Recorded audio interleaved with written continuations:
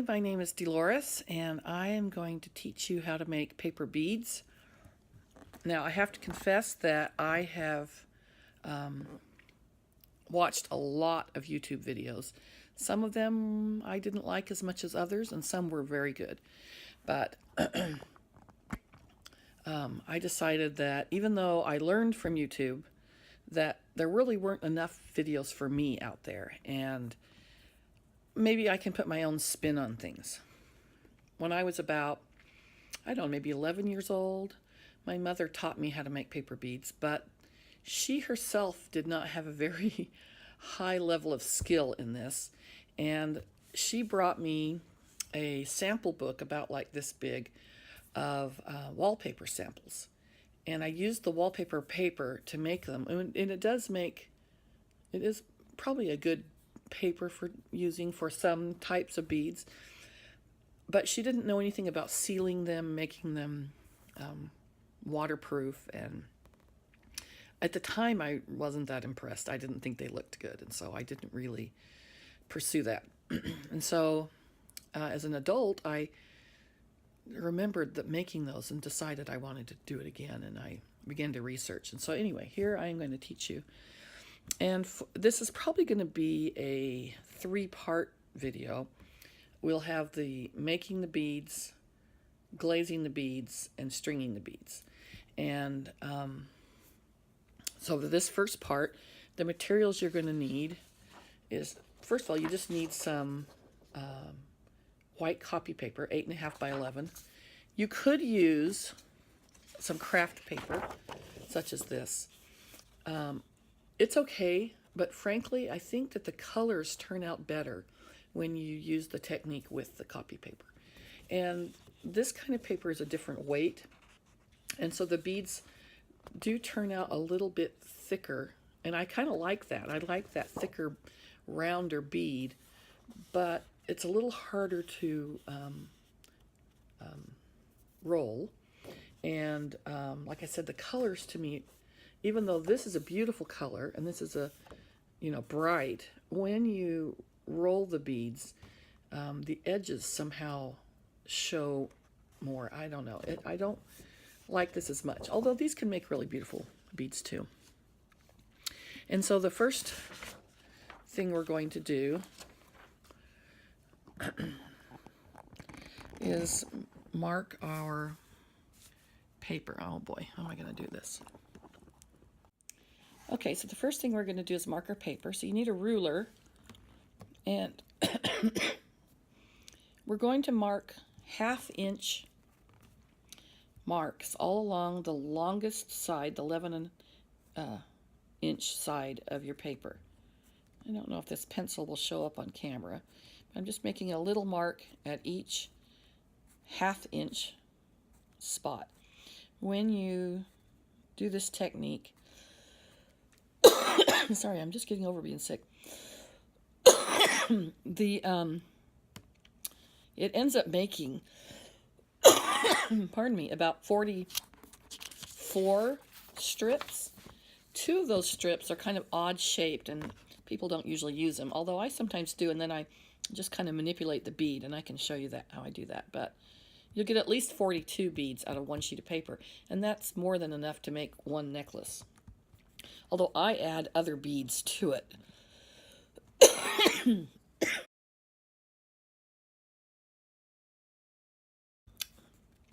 We do this on both sides of the paper. Make the 1/2-inch marks.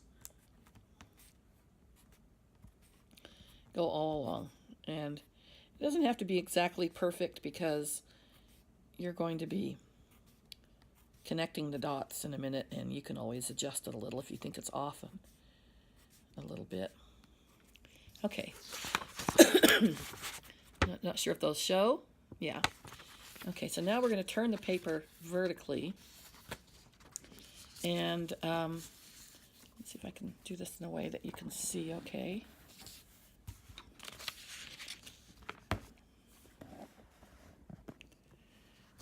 Now we're going to take the ruler and put the one end of the ruler at the first notch that I've drawn and at the point on the other side. So it's on a diagonal. I always give myself a little bit extra room because my pencil's not particularly sharp, and so it's not going to go exactly right next to the ruler. Okay, so if you can see that, I have a narrow triangular strip. Now, like I said, a lot of people don't use this first strip because it's not really a triangle. A symmetrical triangle. Okay, now put the end of your ruler at that same point on the one side that you started, and move the other one up to the next point on that side and draw the line. And then move that one up. Let's see, let me get these right. And draw that line. Move this side up. And a lot of people do this with their cutters, and they don't actually draw the line. They just measure with the cutter. And I don't know, I'm not that smart, and I like to do it by hand because I know I'm doing it exactly the way I should. I can't really think it out with the cutter. I haven't actually tried either, but I don't know. I just prefer to do it this way. I like to use pencil because if you use a black marker or some other color of black pen, then the chances are that it's going to show through on the other side when you roll your beads. So a pencil, you can either erase it, which I don't do that, or you just use the other side when coloring your beads. So I'll just continue along here, and if I could figure out some music that I wouldn't get in trouble for using, I would.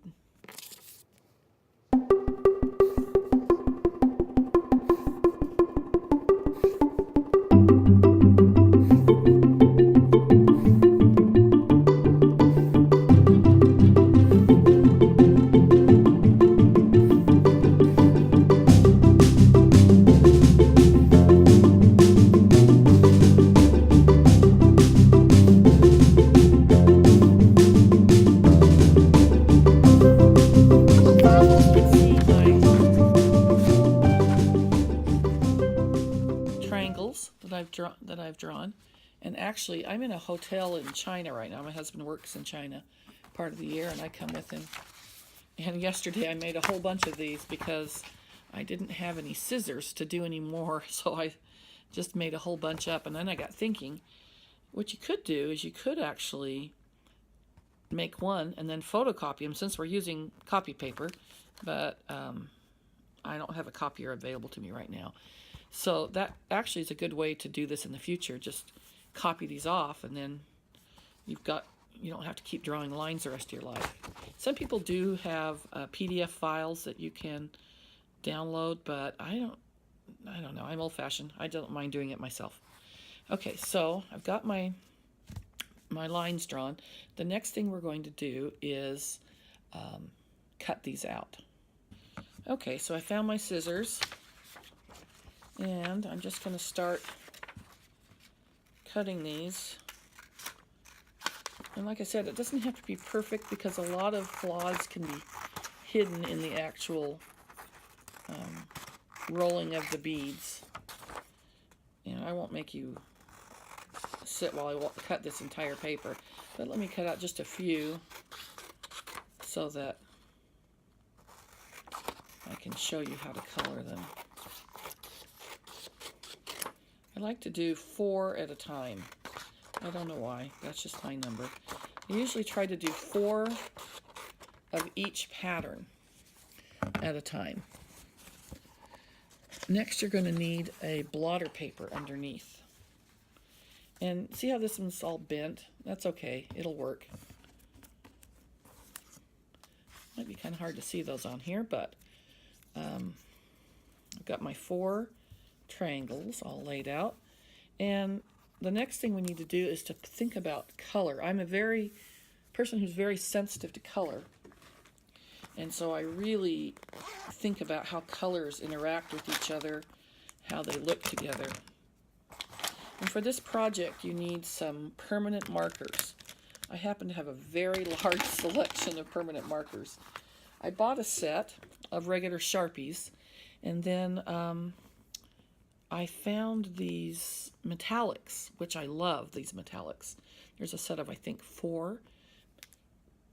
Then I went to the dollar store and I bought these metallics at the dollar store, but honestly, they're not very good quality. I don't think the ink is as good, and they seem like they're drying out faster. So I don't know, unless you're on a tight budget, I wouldn't waste my time with these. I would just go straight for the Sharpie or the Bic. And I found that the best prices for these, in my opinion, is at for the Sharpies and Bic, is at Walmart. Sometimes what I like to do is to test the colors together on a piece of paper. So let's see. For this project, I think I'm going to do some turquoise shades. And so I'll just kind of draw a line on paper of these colors next to each other and see how they look together. And if I don't like the way they look, okay, I don't like that color. I'm not going to use that one. It's too blue for me. I like the more turquoise colors. And I thought I had a lighter one. I'm not seeing it. Oh, is this it? No, that's not it. I might be missing one.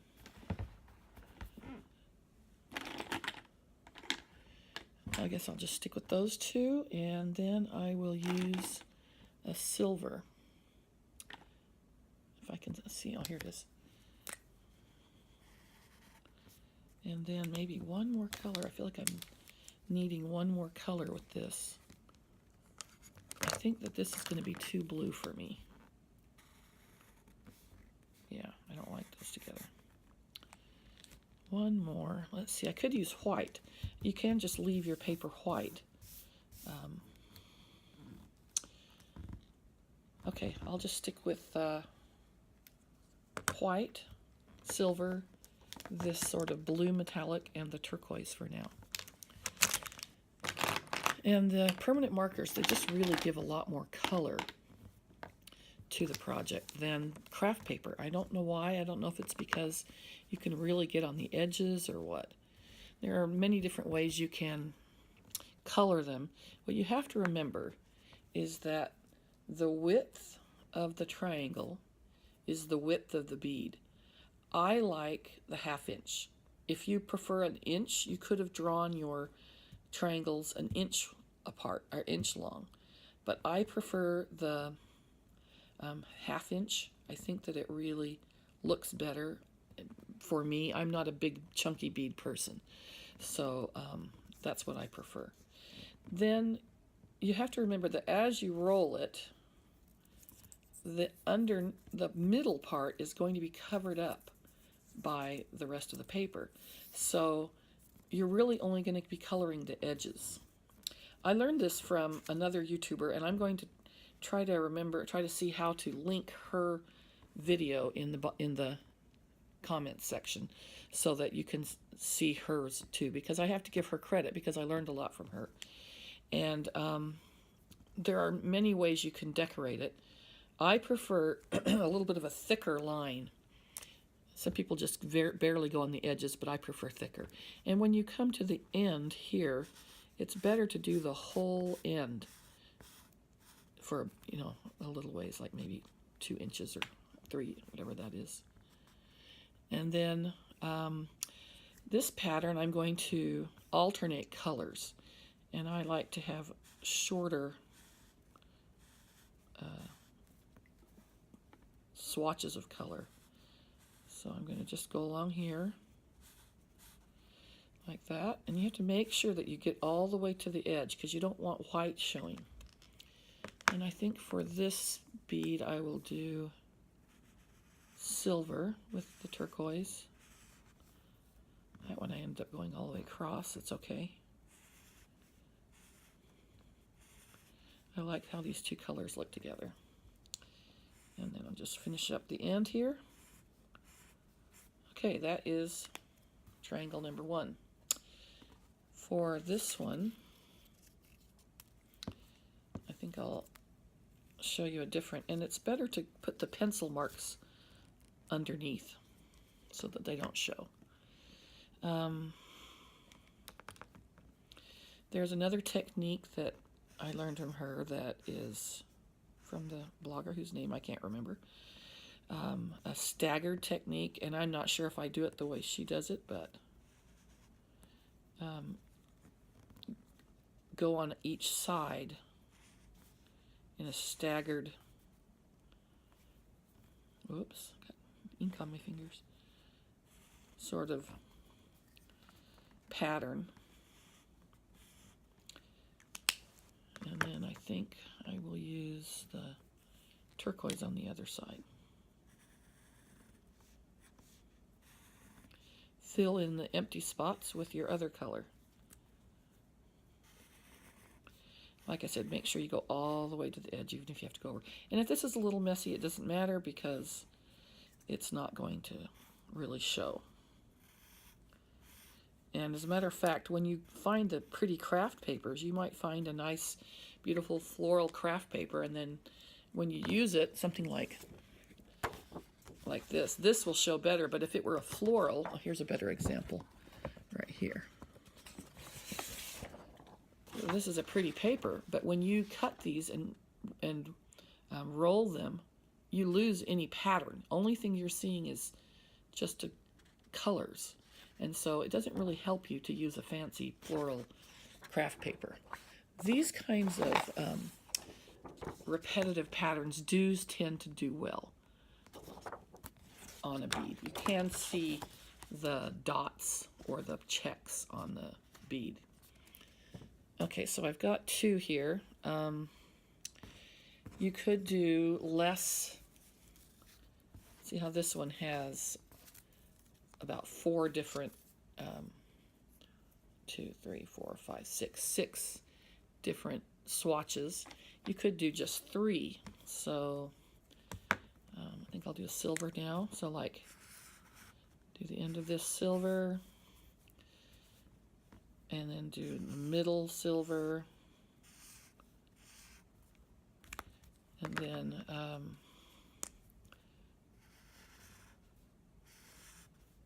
do the other. Oh, I did 4. I thought I was going to do 3. Oh well, doesn't matter. So now there's 4 swatches on that one. What I would typically do is get 4 triangles and do them all the same, and then get 4 more triangles and do them all the same.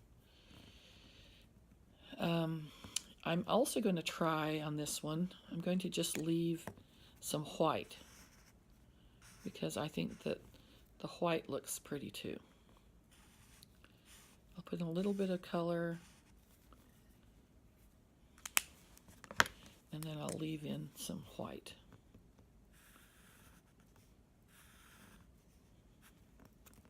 I'll leave a white swatch there and a white swatch at the end. So I've got a little bit of a pattern. And you can play around and find different patterns for that. Being in China here, I started making the beads, and I needed a way to store them. So I bought this little plastic container, and then I realized I had no way to organize them. Oh, here is my color swatches that I made. I actually made a patriotic American flag necklace using this pattern. But so I got some craft paper, and I made some little paper boxes and then taped them shut so that I could store my beads inside here. Then I went to another store, and I found this container, which already has the sections. Although it didn't have enough walls in it, this lid comes off. So I actually made some paper walls to go in. I taped them. And this trip I have been making some beads, and here are some of the beads that I've made that I think these colors go well together. I used blues and browns and bronze colors together, and I think with some regular beads with them, I think these will be really pretty. So that'll make one necklace there.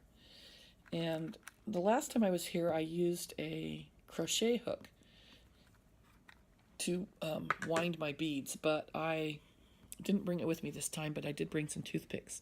Somewhere I think I also have a skewer that I cut the points off of, and I've used that quite a bit. Just as long as it's about this thick of a width so that you can get your beading wire through the beads. A toothpick is pretty good. It's just a little bit harder for me to manipulate because it's so small. I prefer the crochet hook or a skewer. So for making this is part 2 of the video for, I guess can still consider part 1. You want to put your toothpick and then wrap the back of the paper around it and begin to roll. Now I like to use both thumbs to roll it, because I find that if you just use one thumb, it tends to get lopsided. 2 keeps the pressure on both sides so that it's an even bead. And as you're rolling along, you might have to adjust a little bit. And it's not totally perfect. There is a way to compensate for that. So we just roll it, and I'm not very fast, but I have time, so I don't care. So roll it, roll it, roll it. And as we get close to the end, we have about 2-3 inches left. Then we're going to glue it. And I like this glue I bought in China that has a tiny hole in the top. So I can just do a tiny bit of glue. I don't want too much. And this might look like a narrow strip of paper, but it actually holds if you put glue on it. You don't want too much glue. Go easy with the glue. And then pull that around. And if you have extra glue, just keep turning your bead and get the glue all over it so that it can help to hold it.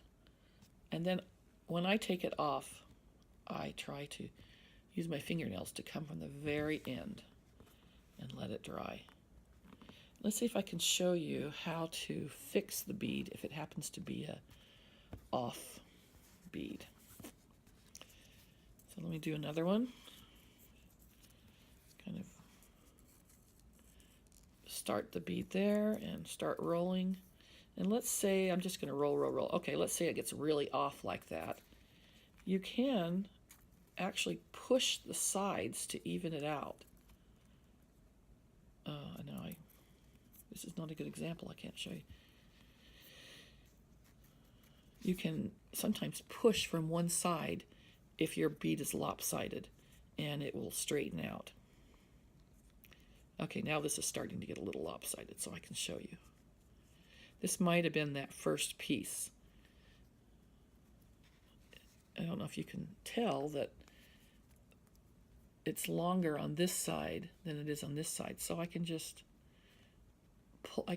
push this whole middle section over a tiny bit, and it's fixed. Oops, I almost lost my bead.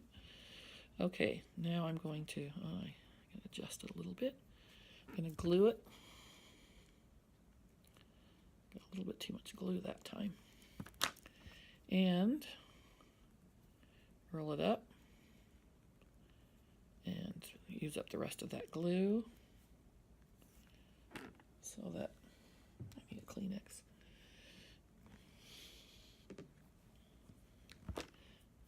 Okay, so that's another bead. Use my fingernails to get it off so I don't change the shape of it, and I'll set it there to dry.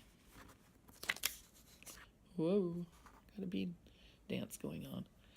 And those already look really pretty. And I'm going to show you really quick a necklace that I finished. Okay, this is a necklace that it was the very first one that I did, and I really like it, and I wear it a lot. I would never have thought that red would go with pink. I don't like those two colors together, but I did put some red beads in between, and I think it actually looks okay. But I bought these beads on sale, and then I had some of these smaller, I forget what they're called, beads. when I buy beads, I buy at Hobby Lobby. I feel like Hobby Lobby has the best price for beads. And they often have a two-strand card. So it'll have two strands of beads. I think the normal price is like $3.99 or even $3. And then when you get it, they often have 50% off sales. And when you get it 50% off, you might pay $1.50 for a two-strand card. And one strand is about enough for one necklace. 1, 2, 3, 4, 5, 6, 7, 8, 9, 10, 11. Maybe it took a little bit more for this one. But needless to say, $1.50 for a necklace, it's not very much. And these beads are quite inexpensive, these spacer ones in between. And another tip I have about beads is that I often get beads at the dollar store too. The smaller beads, they have a lot of selection you can get for like $1. And then another place I like to go for beads is Tuesday Morning. They sometimes have beads in their craft section, and they have good deals. I think I got these at Tuesday Morning for $2, and they were normally $5 at Hobby Lobby. And so I was happy to find those. So I always shop the Hobby Lobby 50% off sale because they have really good deals. Now, I also bought, for my birthday, I asked my husband to let me buy some jewelry supplies for my gift. And so I bought the basic toolkit that has the long nose pliers, the I can't remember what all of the different ones are called. I'll show you on another video. But I also bought some crimping pliers. I bought crimping beads. I bought beading wire. I bought these fasteners. This is the first necklace I did, and you can see there's a little gap in the wire. I was still learning, but I'll show how to do that in another video, how to put the necklaces together. But if you're on a budget, I have seen the plastic beading wire. This is the metal wire beading wire, but you can get the fiber or whatever they call that beading wire at the dollar store, and you could just tie a knot. Just make it long enough to go over your head and tie a knot, and avoid paying for all of these and the jewelry kit. So if you're on a budget, that's a cheap way to do it, and you can make a necklace for like $1, literally. And if you're going to, I know that some of the good jewelers out there will not love the way I did this, but I'm still learning. So I just put these big jump rings on here, and I used some crimping beads, and it's not tight. If I was going to do it again, I would do it a better job, but I'm still learning. So it's okay, because when I wear this, my mother used to say, it'll never be seen on a trotting horse, and a man afoot is no business with it. So when you're wearing this, people aren't going to notice any flaws in it.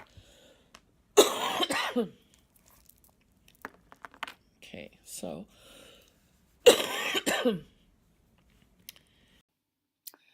okay, so I just was editing this video and realized I had no ending to it. So I just want to finish this part 1 of bead making, paper bead making. And I will do another video soon. But you can get started with doing this part for now and get as many beads made as you can. And then I'll go ahead and make the next part of the video that shows the glazing. It'll probably be another month from the time I post this, because I'm not in the States, so I don't have the glaze that I need. And so I will make that video as soon as I get home. So start making your beads, and then by the time I get back, maybe you'll have enough made that you can make something really nice. And so I hope that you will continue to watch and hit like and subscribe if you would like to be able to see what other videos I make. And also the little bell if you want to be notified of new videos that I've done. I have quite a few ideas for things I want to do. And so I thank you for watching and hope I'll see you again. Bye.